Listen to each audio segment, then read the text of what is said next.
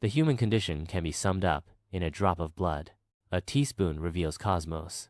Funny, isn't it? How the truth always squirms when you shine a light on it. A man came to my door one afternoon, back when I lived on a rambling farm in eastern Washington. He was sniffing around, poking into things best left unpoked.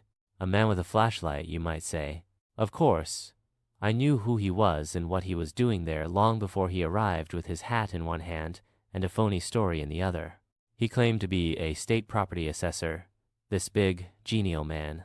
Indeed, he was massive thick, blunt fingers clutching documents, his frame draped in an ill-tailored tweed jacket and slacks.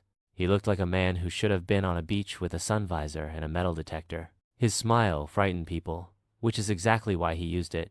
He spoke slowly, in a heavy voice that sounded as if it emerged from a cast-iron barrel. He smelled of cologne and 3-in-1 oil. I could have told him the cologne came from a fancy emerald-colored bottle his wife had bought him as a birthday present. I could have mentioned the contents of his patent leather travel bag, a roll of electrical tape, brass knuckles, a voltmeter, handcuffs, a micro recorder, a pocket camera, latex gloves, lockpicks, a carpet cutter, a flashlight, an empty aspirin bottle, toothpaste, antacid tablets, hemorrhoid suppositories, and a stained road map of Washington state. The bag was in his rented sedan, parked under a locust tree. The oil smell came from a well-maintained .38 caliber revolver in his jacket pocket. It hadn't been fired in 3.5 years. He didn't normally carry a gun on the job, but in my case, he had opted for discretion. He thought I might be dangerous.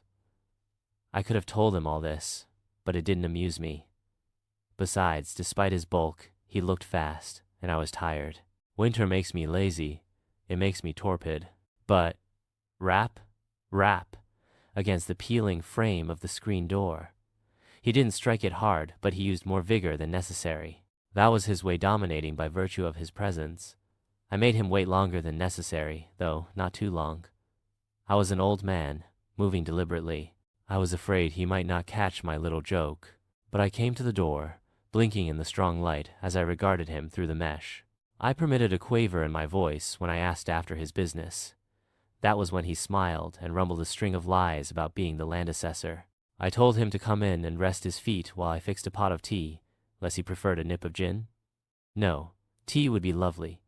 Lovely? It delighted me that such a phrase would come from his tongue. I boiled tea with my gnarled hands and took my time. He moved quietly, but nothing is hidden from these ears. I listened as he sifted through papers on the coffee table and riffled through books on the sagging shelf. His eyes were quick,